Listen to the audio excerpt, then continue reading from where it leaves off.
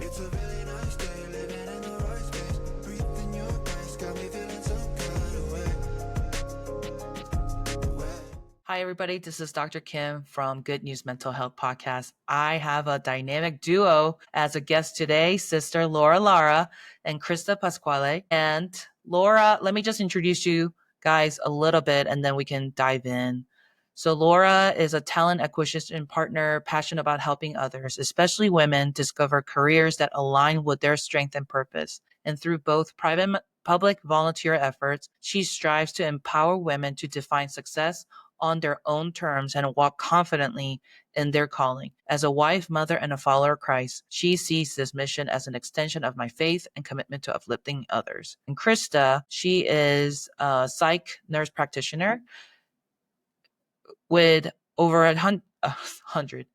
She's a psychiatric nurse practitioner with over 10 years of experience providing compassionate, solution-focused mental health care. She works to get the root of the emotional and behavioral struggles, combining therapy and medication management for lasting healing. As a proud Latina, she values representation and bring cultural understanding, faith, and a deep love for people into every session. Laura and Krista, thank you so much for being here. Yes, it's our privilege. Thank you for having us. Now we had a little powwow, and I know that this is going to be a very vibrant and dynamic conversation because these sisters have so much fire and passion for each other and for the community they serve. And Krista and Laura, can you just describe to me, we talked about a very specific group of people that you help. Can you kind of introduce us of your passion and your role in this passion project that you guys do? So I'll go first because I am a mother and I am a mother of 4 children, and I've been married for over 20 plus years. I also have been in the workforce for the majority of my life. And so I empathize with those who are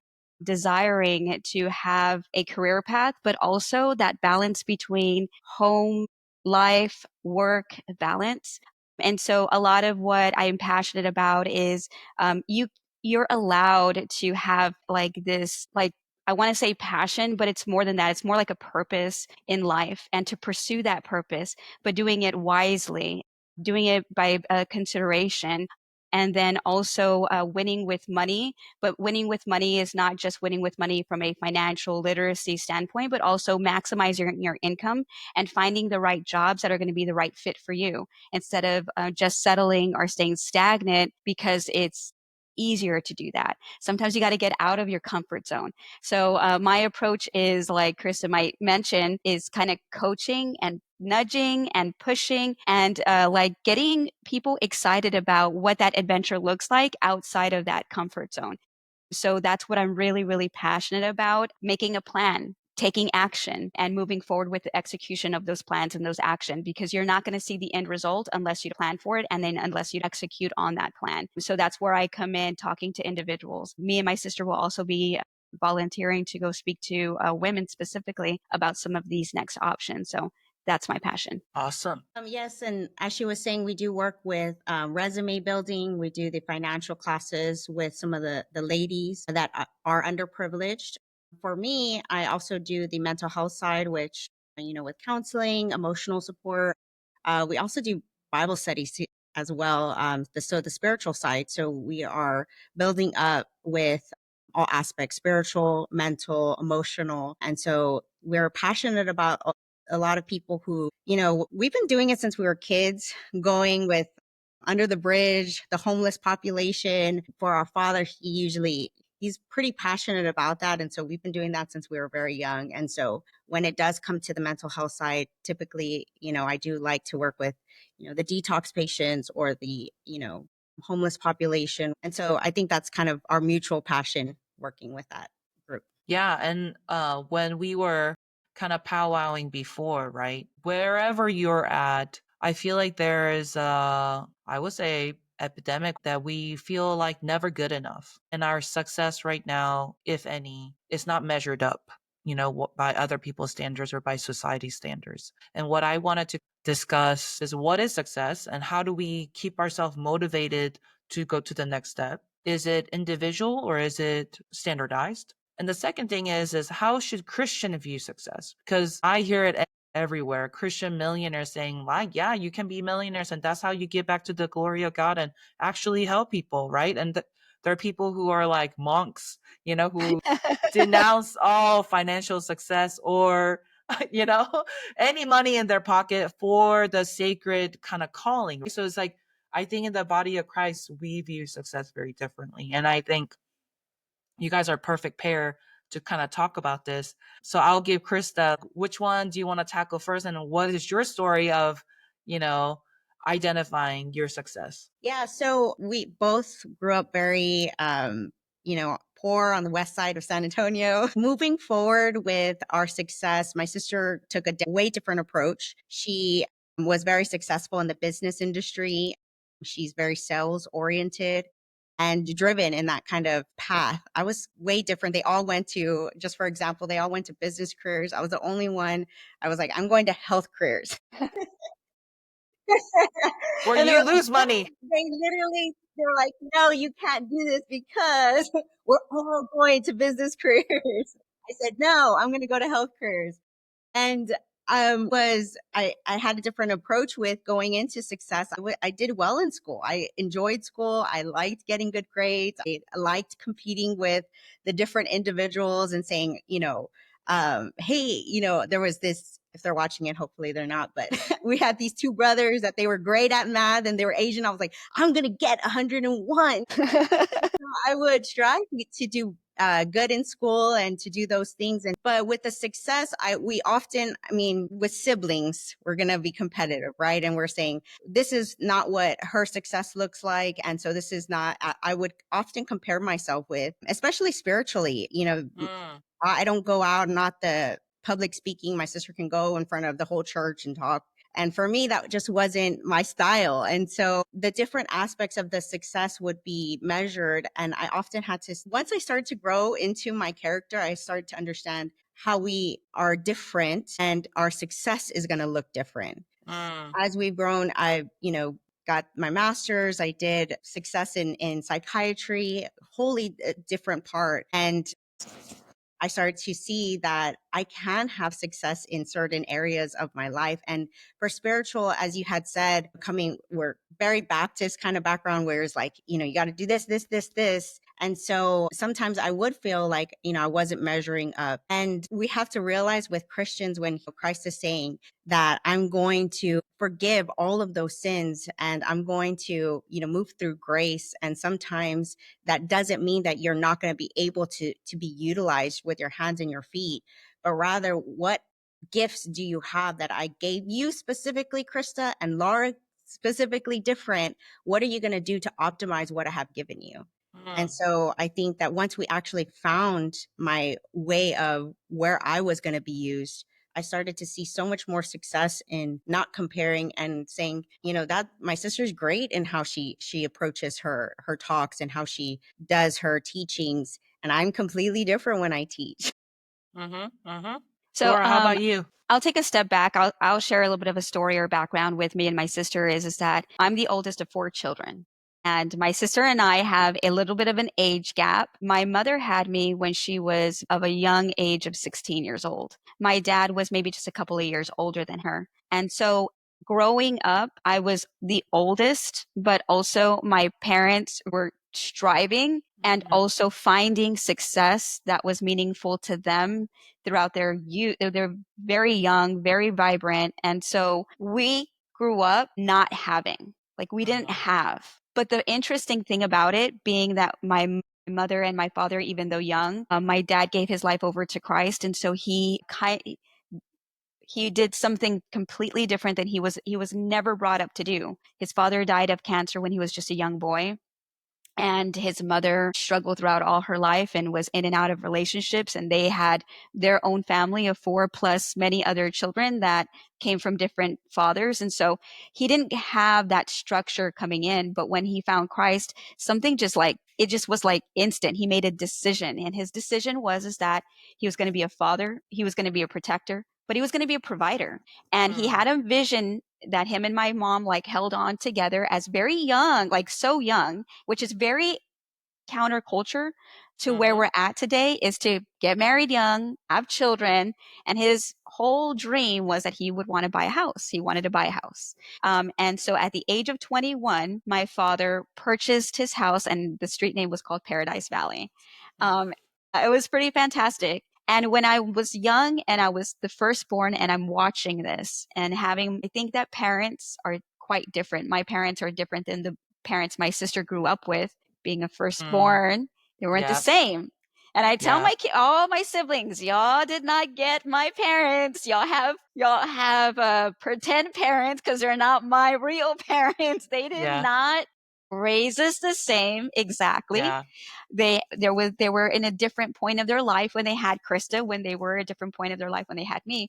But I feel super, super like grateful and have a lot of gratitude because my dad, as he was learning, what he would do is he was by nature like a salesperson. He would go and he loved talking to people, but he would wanted to make deals and he would want to buy a car. And so he would have me and he would say, I send you to school so you can help me. And we're going to look at this contract together, Laura. And so very little. Yes, this is true. Me and him would be on top of a car because we're going to purchase a car, and him and I are reading the contract together.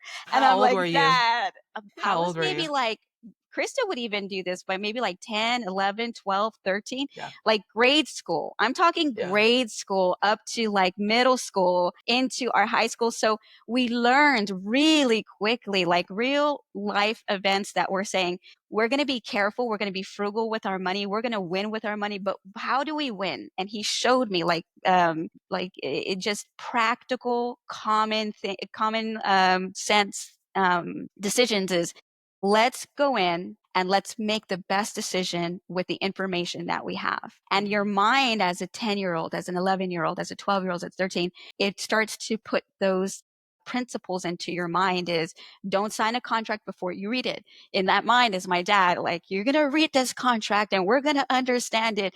And no one's going to get one over us. And we're going to go back and we're going to negotiate.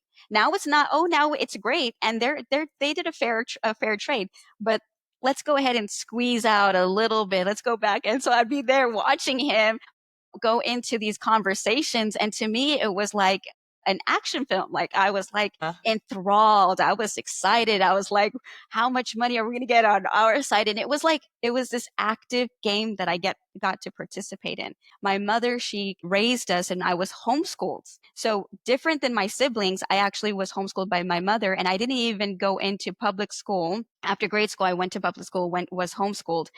And then I went back into public school in high school so I can get my credits. So that way, potentially I can get into college. That was my mom's plan. And so by that time, I already had these way different kinds of experiences going into high school. So my success, to come back to the question versus Krista's success, is that I see life and I don't see it in terms of just education. I see it as a conduit of interactions. I see it moving from one person to another, learning and taking what principles work best from other individuals, building on top of that. And in my mind, I'm more geared to entrepreneurship, where build what you can out of what you have. I don't believe that every person is meant to go to college. I think that there's a lot of different pathways to success, but ultimately as a Christian and being part of my family where I'm at right now, I would say success as a Christian is the fulfillment that whatever you do, whatever you have, you're just a steward over what God provides you. And so you're going to use that to glorify his name, but it's not meant for you to hold. It's meant for you to also give back. So part of what we're meant to do is to share what we've learned, even if it's just a little bit. Like Krista has this immense amount of wisdom, but also education. So she shares what she has. I share what I have. No matter what amount we have, the purpose is to give and to share, because Christ, it's just a stewardship of what we have. So that's, to me, what success means. I love that. And I just kind of laughed when your dad was going over the sales contract with you. And I asked you how old you were, because I'm a physician, right? And my dad's a physician, and and I'm the oldest of three. So it's like all the calling here, Krista. All the calling that my dad had on his shoulders fell onto me. And he always said, he was crazy about medical missions too. And he always said, you're going to become a family practice, family medicine doctor like me. And we're going to go on a mission field together because it's the best, most versatile, field out there. And he really put it on me, so, and birth order, definitely, I totally resonate with that. The parents that raised me is not the parents that raised my brother. It's like Exactly. different stages. Preach it, But sister. I think as an audience, I think people can relate because we're redefining success, right? Yes. And I think you guys can resonate. Krista can resonate because you were. So, what birth order were you out of the four? Were you the young? Oh, for me, I'm the middle. Yeah, we have a Okay. younger sister out of four. I thought you were talking about Laura. I'm like, she's the eldest. Yeah. So Calm down, Krista. So You're it's very me, old. and 13 months is my brother, and then what my one and only biological brother that we have. So that's a whole different podcast for that one brother, the son that came along. Yeah. And then it's Krista, who's about 7 years for me. And then we have a younger sister who's about 15 years younger than I am, about 7 years younger than Krista, 7 or 8. So we all had very different experiences. Yeah. So the audience, I just want to kind of capture that light bulb moment that how success was defined to you, usually by parent figure, because they're the lens that we see the world through, right? There is an element of birth order where parents were at their stage in their life. Yes. And what they did to define their success, it really trickles down to our hearts. And that's the first definition of success. But I think, like Krista and Laura said, as I'm growing up, you embrace some of that because it kind of matches your personality and you saw that lens and you see the world differently. But then at the same time, there's a blossoming part of your own character and your own gifts. And I think the theme here is that look what is in your hands, what is in you, and then how to optimize that. It's very interesting. I would also add and the comparison is to own that and to avoid comparing. So me and my sister are very, very different. And she recently crossed the stage maybe a couple years ago. And then my sister, my youngest one, just crossed the stage for her master's degree. They just went like a couple weeks ago. And so seeing them do that, I felt so like an immense amount of just admiration for them, like just watching them walk in their own shoes, be who they are, achieve the things that they desired and to achieve. I think there is no part that's been taken away from me. And I think sometimes within families, there can be that feeling of, well, I'm not as good as they are, or that maybe I don't live up to them as like that kind of difficulty. That's the dynamic of the family. And I think it's really important to know that, own who you are, embrace that, because God is giving you something, as a set of different kinds of gifts, as you mentioned, and avoid that trap of comparing one, even if it's not siblings, but outside. I think that there's a lot of hook of comparing because of social media, of different kinds of platforms. And so it makes you feel less than or unprepared, but own who you are, I think it should also be an underlining theme. Yeah. And I think also with some of the things that we're not going to be, it's going to be more challenging for us, whether it was like we didn't come from, a lot of money, or our parents did not, have great education. A lot of people would see that as, something that would hold us back, but actually we see that as it was great to actually have these parents that, as Laura was saying, took very good care of us as far as learning discipline, financial. She talks about the financial portion. My mother taught us.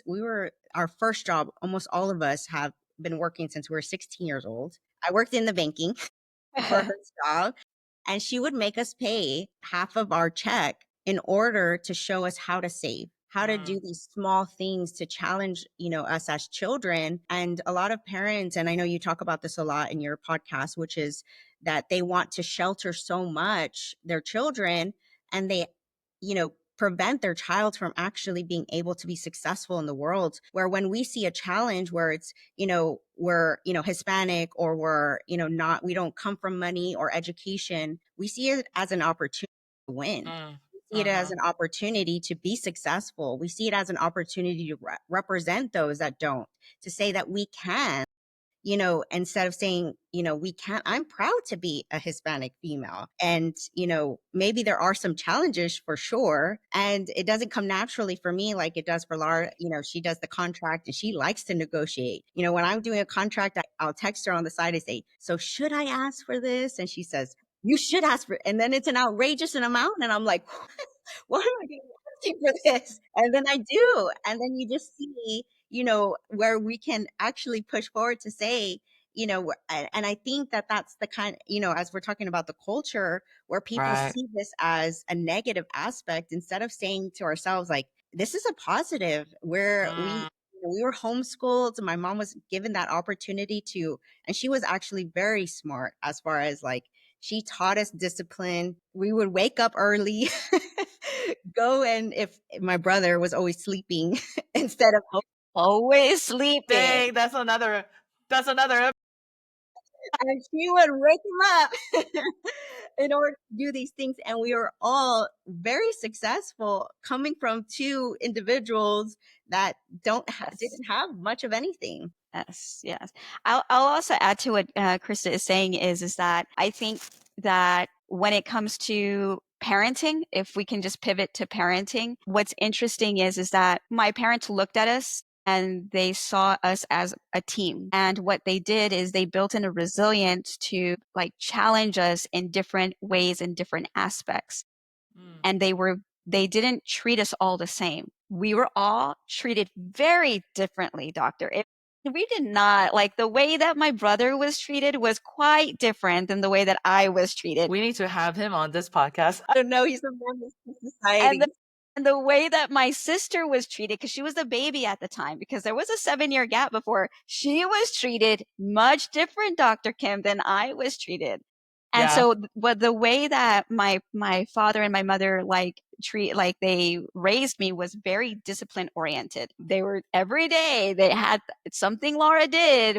Laura's have to correct, and they would challenge me. But the reason why is I was very, very strong minded. I was a very strong minded child.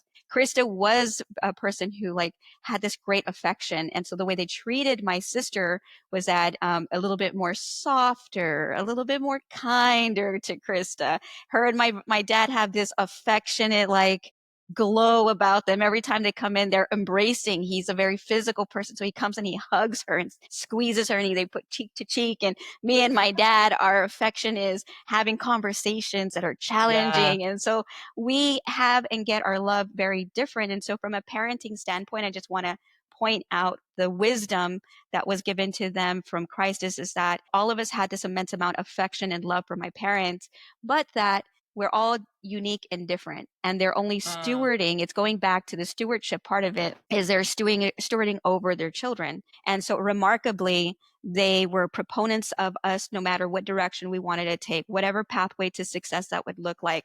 The only caveat to anything that we ever did was that we must serve God. Like, that was the only underlining standpoint that they took, is what we do for Christ. And wherever you go, remember Christ is with you. And there was very low tolerance for things that were self-destructive or things that overindulgence, things that would hurt us. And they were just they were together. And when they're together, they're just strong force. My parents, they just unite, like the Mighty Morphin Power Rangers. Wow, they're together, and they're a hard force to be reckoned with.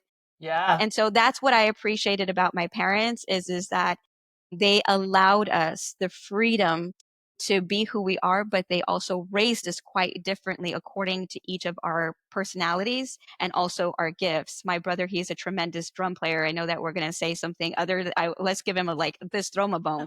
He was so good at playing drums. He was a percussionist, so he would practice all the time, and he did this relentlessly. And so his gifts shone differently than our gifts, and so they really supported that. So I would say parenting is so important. A 2-parent household is so important in order for there to be a foundation of what that success is, because you don't know how to define success unless you've been built through success and also have visually being able to see it and observe the evidence of that success and what it means. So I just wanted to point that out. So the bottom line is that Laura and I need to get therapy. Yeah. If somebody will take in an Asian firstborn and a Hispanic firstborn as a therapy client, maybe Krista can fix us. I don't know. I'll have some action plans and be like, this is our action plan and we need to Laura, execute we're going to negotiate our rates with Krista. For sure. You know what's really interesting and really I appreciate your parents so much is that secular education level had nothing compared to the spiritual wisdom that they had to look at each kid differently and perhaps saw their limitations, and also, but then at the same time, their strength, like despite the education level or income level or something like that, right? They really saw what they have. And really, I can relate to, how God parents us because I have two boys. They're around 5 and 7. And when they started a summer camp, even though it's the same summer camp, I knew their personality would digest it differently, right? The first one is more of a thinker and he's like paying attention to everything. So he's going to get drained with the attention that he's giving to the surrounding. The other one is a social butterfly, but at the same time, he kind of like holds everything in and then releases at the end. So it's like, I'm looking at two different kids going to same camp, coming out differently, and I'm meeting them where they're at, addressing, asking different questions, right? And I had this thought that because I was kind of going through the business ups and downs and, my effort and my strengths were a little bit different. And I felt like Holy Spirit was really telling me that I know you, like how you're made and how you're wired. I know that this specific business struggles hits you differently in a different areas of your heart. So it's like I see you and I hear you and I'm meeting you where you're at. And I really appreciate that your parents really did that. And that's really awesome. Yes. Agreed. Yes, our parents did guide us in, and they did have some similar aspects, like I said, with, guiding us in certain where we had to put God first. If we had any kind of like band event, we had to, say no, we have to do, church, or we had, events with, he did take us all out to go feed the homeless and to serve, and always putting ourselves underneath another person, which also did show us the benefit of not just interpersonal relationships, but giving when somebody can't give back to you, which of course I know in our line of field, doing this can be very draining emotionally, but it goes back to, us giving, because that's our purpose, is to give so that we can ultimately, again, use our gifts, as Laura was saying. And that's why we do like the financial classes, or we'll do, how do we get these individuals wherever they're at to know that they can do it, instead of saying that you can't do it, or validate some of those things. And we say, where can we get you so that you can be successful, that you can move forward? And, and we know part of that brain for discipline, it grows when we are challenged and we're pushing forward in a challenge and saying, if we're going through a struggle, almost all of us are pretty physically active as well. And even my dad, he's 61, 62, and he still goes on long bike rides even after having a stroke and doing these things. And we tell him, no, no, and he'll still do it. The reason being is because we know the importance of the physical health as well. If I have a very busy day and I know that I'm going to be emotionally drained, I will go for a run. And she's going to tell you I'm not a runner. She runs miles and miles and miles, but I used it, to push through certain events. When I went through a very difficult time in my life, I would often go on runs. And we used to get mad at my sister because she'd say, have you ran today? We're like, running is not the answer for everything. I listened because we have to listen to her. Unfortunately, Yeah. she's even my husband says, like, if I'm sick, he's like, did you drink water? I'm like, bro.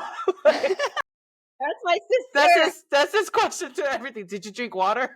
Did you drink enough water? I'm like, shut up. Just let me be sick. That is Laura. Well, today, did you drink water?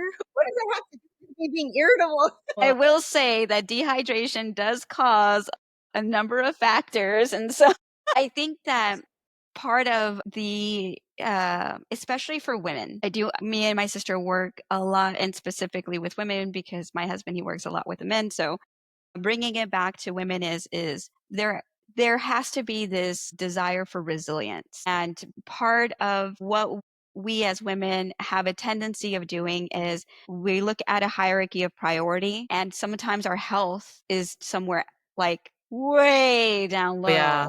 on that Same here. hierarchy of, priority. And I talked to my sister about this, even within my family, is that it is so important. This is the temple of God, and what we do with our bodies, how we treat our bodies right now, whatever age you're in. I don't care if you're 20, 30, 40, 50, 60 years old, you making sure that you are taking care of that temple and building resilience. So what do I mean by that is my sister and I laugh and we joke a lot about running. I love running, and it might be because I am that firstborn child, and that type A is like, suffering feels so good. Let's go and let's just suffer today. And we're in Yeah. San Antonio, Texas. So for all the listeners who are not here, it gets kind of hot. Yeah. I love the heat. When the sun is out and that heat is on you and the rays are on trickling and those like little spikes on your skin, it feels so good. And so then we'll be texting each other. I say, who went out to go run today? Crickets. No one in the family group chat is talking. So then I send me a picture because I'm going to put my selfie in there, and I'll send me a picture. And my dad, he loves it. He loves to look at pictures of his children. So he'll send a picture, a selfie of him bike riding. So he's out there because me and my brother, my dad are like the same. So me and him are taking, all these pictures of ourselves. And so the purpose is that we want to encourage each other, stay healthy, stay fit, whatever it is that we're doing, get out there, move, put their priority to your health and your fitness. How do you feel good? You feel good because you look good too, because you're actually working out. And when you have that, you went out for a good walk, you went out for a good run. Also, because I'm in my 40s now, like, let's just put it out there for everybody to know, like, in my 40s. And as you age, your muscle mass decreases significantly. And so you need to start rebuilding that muscle mass. And so part of me de-stressing is also putting in weight training, not just running, and taking care of my body, because my children are important. For the longevity, I need to be functional by the time that I get to my 50s, by the time I get to my 60s. And so just part of this segment is, women, if you're out there and you're listening, your health has to be a priority. And it's okay to take time for yourself. In fact, you should schedule time for yourself. I love scheduling. Put up like an itinerary and make time every day, whether you're a morning person, whether you're an afternoon person, or whether you're an evening person. Get out, go for a run, go for a walk, get into the gym, lift, because that really enables that resilience to be built in you. And that way, the next day, you're ready for whatever comes your way, because you've already physically been able to prepare your body for these things to come. When you're not doing that, the opposite occurs. It's like there's a regression, and there's a sludge that happens where you're like kind of like going through each day in a mental fog, because the inability to have the physical strength to get it through, not just the emotional, not just the spiritual, but the physical strength that motherhood demands of you, work demands of you. Putting your physical health should be a priority. Like the conversation that's like flowing naturally, because in the beginning we were defining success, and how I think what I got out of it is that external success is not the only one way to measure success. Like, it's a status per se, but status and where you're at is not success. And I like how we both naturally kind of went into success and health within, within your body, within your spirit, your identity, your self-worth. Where is it coming from? And I think going back to not comparing, I think one of the ways that I realized that I couldn't even celebrate success if I couldn't celebrate success of others. Because when I was kind of, branching out to public speaking, I was going to a women's conference, and there was a Korean American mom, who was at public speaking. And, I wasn't getting speaking gigs at the time. So I was like, ho hum, another Korean American like me. She's on stage and I'm not. And I was just like, boo-hooing myself, But really, Holy Spirit convicted me then too. It was like, can you just celebrate that she's maximizing the gift that she has in this moment for me, and that you will get your time too. But can you just celebrate that she is, experiencing success, and she's glorifying me through her gifts? And it really challenged me to say, I used to think that if other people are successful, then they're taking away my opportunity of success. Like, there's like a limited, finite, successes in the world, and she took it and I don't have it. You know, like we often get that feeling, and that's probably why comparison feels so like Debbie Downer, because we think their success means we're not successful. But I like the conversation because we're like, she can be successful in her own way, and I can be successful in my own way. And she's not taking it away from me. But at the same time, external success, or not the only success, is actually your health, your relationships, you know, with yourself, with others, and with God, and more about progress, you know, like setting a priority so that your success within and also external success is kind of matches. Yes. And then, being your authentic self, because, again, as the younger one, I would look to my older siblings on a map of how to Mm. go about ways. And so, how she would teach, sometimes I would feel like I have to do this the way that my sister does it, because she set the stage for it. And because I didn't like to go in front, I would get very nervous in front of the church. I hate when my dad says my name up there. And so, I would feel like I was less than. And it wasn't until I started to understand, like you said, my own internal strengths. I have great interpersonal skills, one-to-one skills, and I started to use the gifts that God has given me. And so when she does teach, I feel very blessed to hear her, and she teaches completely different than the way that I teach. Once I started to be my authentic self, instead of trying to mirror somebody else, Yes. I started to see way more success in what I was doing, whether it was building the women in what I'm doing. And so it was a blessing that I was able to learn that. But again, when your placement in the family, sometimes it is like, oh, I have to do it, how somebody else did it. But God was saying, she's going to be blessed. She's called completely different. Her character is completely different than mine. And, while she does well with planning, executive function, and, doing these things, I called you to care. I called you to have that one-on-one personal relationship with these women and see the success that you have. Then more recently, she came into one of my Bible studies with the women, and she was able to see, just the growth of how I've been challenged and doing different things. So I think that, to make your point, yes. Yeah. So I'll share something that's interesting is that so when I approach a conversation, or I'm helping someone, in my mind I'm thinking planning, coaching, end result. There has to be an end result to whatever this conversation's going. We're solving. We're going to solve this problem. And I have my Bible ready. I have some stats ready. I have some like plans of personal experiences ready. So I'm going in with a full fledged of these weapons, and I'm going to be able to solve this problem. And my sister, she goes in and she just listens and she listens and she Just listens some blankets. more. And so sometimes when we're teaming up, I'm looking at her and I'm like, this conversation is going nowhere. Where's the end to this conversation? And then mentally I'm like, where's the exit to this conversation? And it's hilarious, because that is why we're built so different, is that if you can't listen, then how do you understand? And where she's trying to get to is it takes a lot of different like segments of listening, different opportunities of listening, in order for an individual to unravel and be able to trust and to build that foundation that's being built with, the individuals that she is helping, and or even within her relationships. This is the same kind of approach that she takes even within our family dynamics and our, mother and our father. We're very have way different approaches. And so for those that are listening out there is that it's so important that we, as you mentioned, Doctor, is we celebrate each other's differences. We can lean into those differences as well.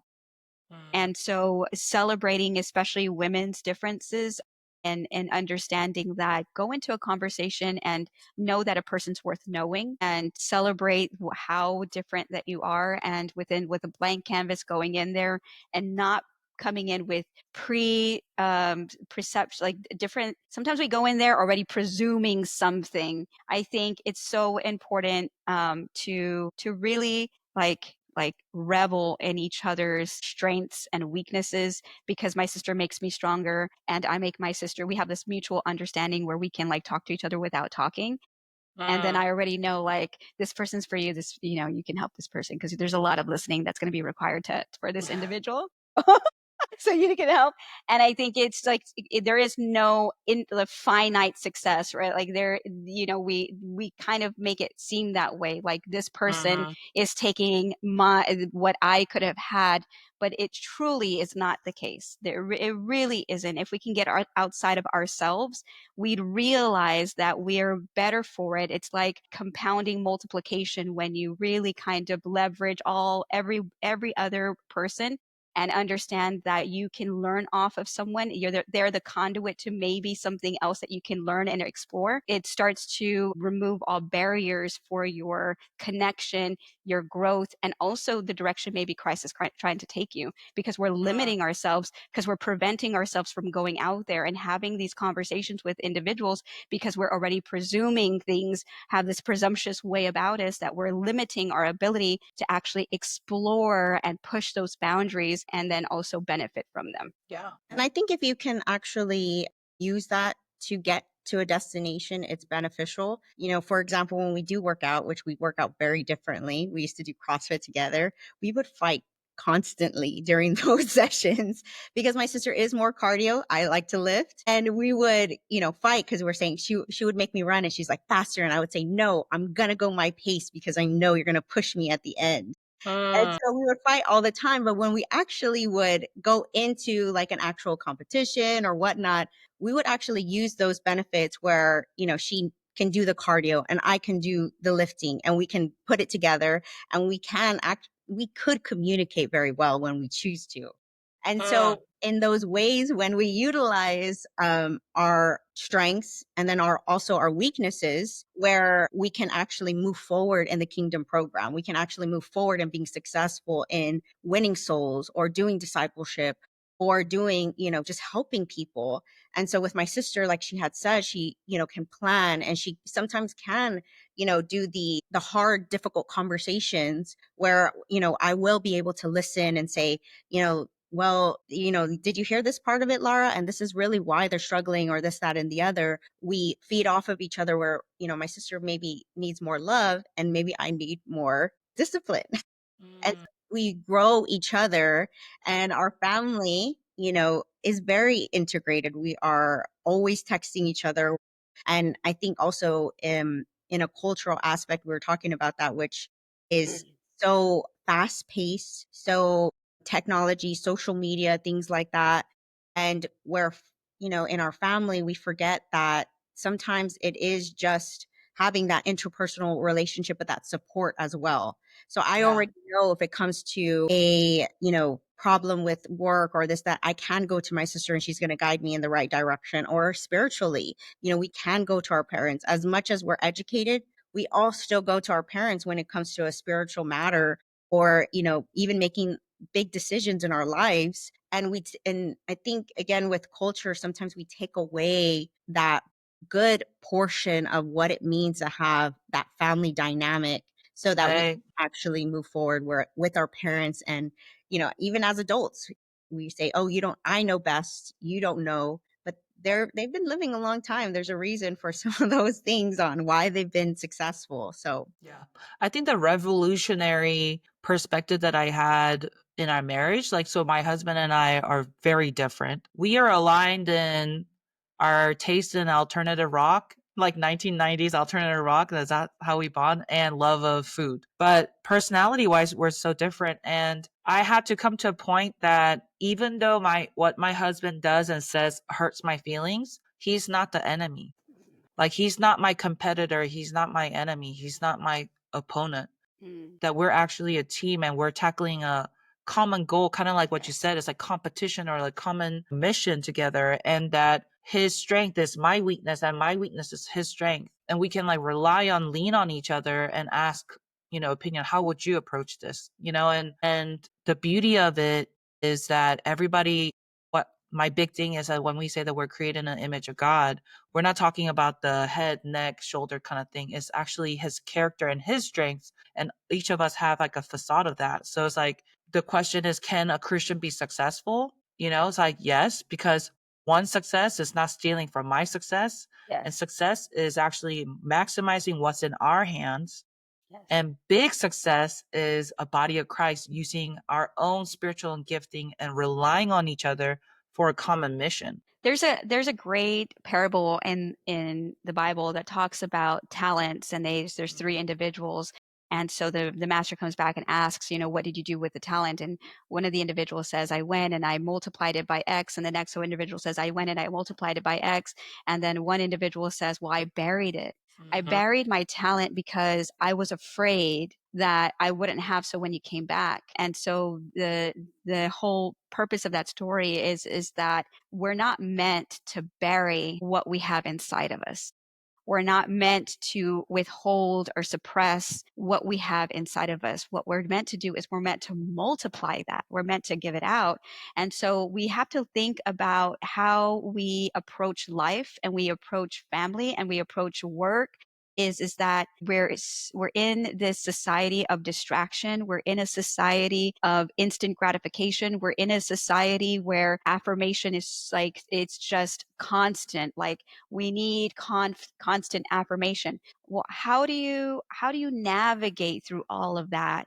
How do you stay married? Like marriages are just becoming less and less of a important in our culture. And it really, it's we're talking about the story of my parents and how the legacy that they're leaving behind. They have 4 children, 2 of them have master's degree. I went to college. My brother is really, really successful as a project manager.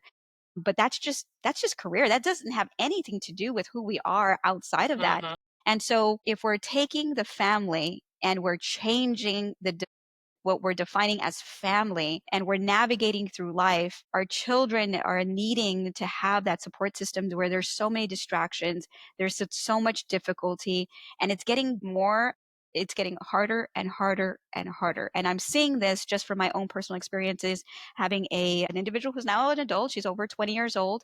I have my 14-year-old son, and I have 2 small children, 4 and ages 8. And I'm constantly doing the things that I was taught is treating my children, building resilience, making sure they're not on social media, making sure they don't have any devices, making sure to take away as many distractions as I possibly can, and helping them to navigate through life where it is this that's so challenging and so difficult. So going back to what does success look like? It's a fight for success. You have to fight for it. You have to take what you have and you have to be okay with the fear of the attempt of multiplying what you have. You have to get out of your comfort zone and not stay stuck and start bearing or stagnant. We're meant to create, we're meant to talk and explore. And however it is that you do that, whether it's Krista's way, whether it's your way, doctor, or whether it's my way, there is no exact way to the path of success, but it is the effort, it's the resilience, it's the perseverance, it's the fight for it, it's the strength to help and bring others along with you so that you're not meant to have this journey alone. You're meant to go along with others that are around you and fortify yourself. And so I often think of that when I think about my family, the responsibilities that are within my management, my stewardship, and to embrace that and to have an adventure with it, to have an adventure with the responsibilities that I have within my family and to multiply. So I'd say going back to the theme of success is fighting for that success. And what I love about that parable is not like God didn't say, hey, everybody, make 10 talents at the end of the season. All he required was put it into work and multiply. So it's like, it was not the 10, 8, Yes. 4. It was actually just times 2. Just multiply what you have and just put it into work. So I love that parable. Just to wrap it up, Krista, how can we get into, if anyone's listening, be like, hey, I'm trying to figure out what my success is. I'm trying to figure out how can I get plugged in to what you guys are doing. Krista and Laura, can you share how the audience can find you? Yeah, so, we do volunteer work as well. We do the Lighthouse Christian Temple is the church that we both attend with. We're about to go to Honduras and build some homes out there as well. And we do a lot with the YMCA, just, again, volunteer work.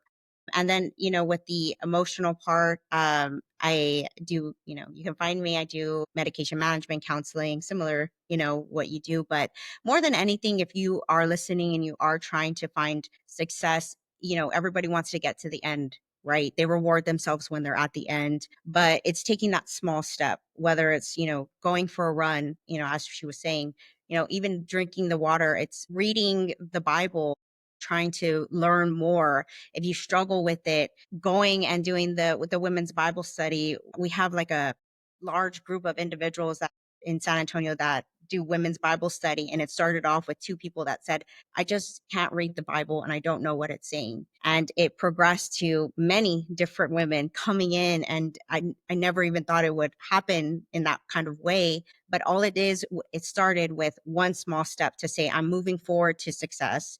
I'm not comfortable in this stagnation, as my sister was saying. I'm not comfortable being complacent anymore.